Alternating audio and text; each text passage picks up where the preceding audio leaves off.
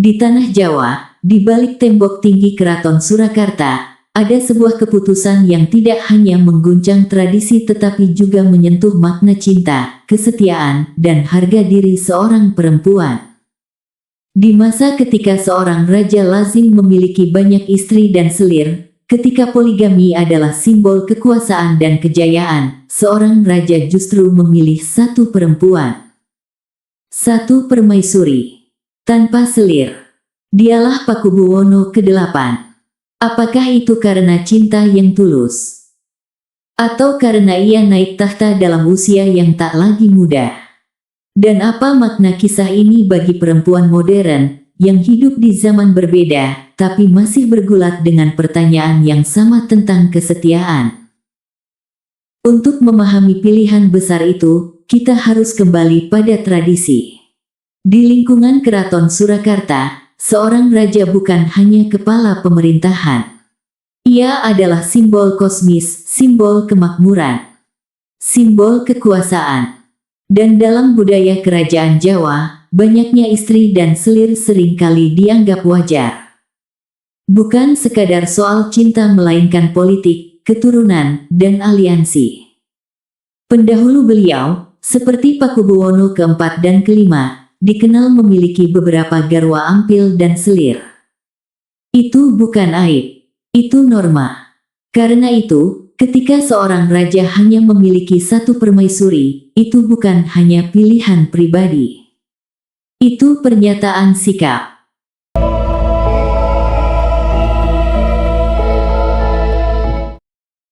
Pakubuwono ke-8 lahir dalam lingkungan bangsawan. Ia bukan putra mahkota utama sejak awal. Takdir membawanya naik tahta pada tanggal 17 Agustus tahun 1858, ketika usianya 69 tahun. Ia bukan raja belia penuh ambisi. Ia lelaki matang, dengan pengalaman hidup panjang. Masa pemerintahannya berada di bawah bayang-bayang kolonial Belanda. Kekuasaan raja sudah tak sebesar masa lalu. Keraton lebih menjadi simbol budaya daripada pusat politik penuh. Dan mungkin justru dalam masa transisi itulah nilai-nilai personal menjadi lebih penting daripada simbol kekuasaan. Ia memilih hanya satu permaisuri. Tidak ada selir. Tidak ada garwa ampil.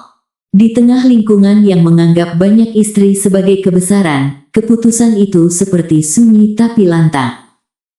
Pertanyaannya, apakah ini murni kesetiaan? Atau karena faktor usia? Beberapa sejarawan menilai, usia beliau saat naik tahta memang membuatnya tak lagi mengejar simbol-simbol maskulinitas feodal. Namun usia tua tidak otomatis berarti setia. Banyak lelaki berusia matang tetap memilih berpoligami ketika budaya mendukungnya. Jadi, kemungkinan besar, ini bukan sekadar soal usia. Ini soal pilihan. Pilihan untuk tidak mengikuti arus. Pilihan untuk menghormati satu perempuan sebagai satu-satunya pendamping hidup. Kita tidak punya catatan harian pribadi beliau yang berkata, "Aku melakukan ini karena cinta." Tapi dalam budaya keraton, keputusan semacam itu tidak netral. Dengan tidak mengambil selir, beliau mengurangi potensi konflik internal keluarga kerajaan. Menjaga stabilitas garis keturunan. Menghindari kecemburuan dan intrik. Namun di balik semua alasan rasional itu, ada kemungkinan yang lebih sederhana. Ia menghargai permaisurinya. Dan untuk seorang perempuan di era itu, menjadi satu-satunya, adalah bentuk penghormatan luar biasa.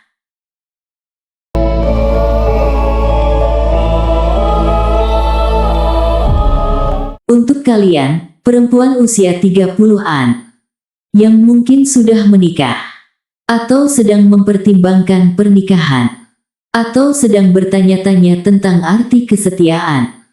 Kisah Pakubuwono ke-8 bukan tentang dongeng cinta kerajaan.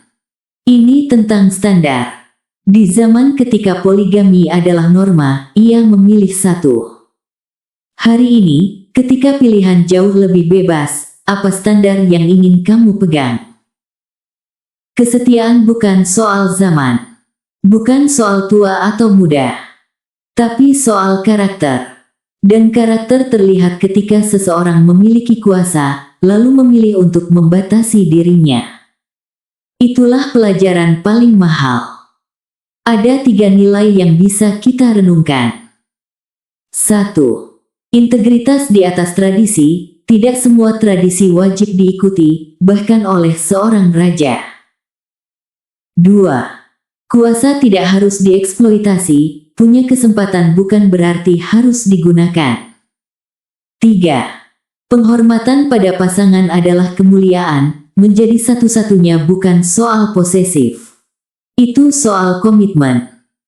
Sejarah sering mengingat raja karena perang dan kekuasaan. Namun kadang, yang membuat seorang raja benar-benar besar, adalah cara ia mencintai. Di balik mahkota dan singgasana ada keputusan sederhana yang sunyi. Memilih satu hati dan menjaganya. Dan mungkin disitulah letak kebesaran yang sesungguhnya.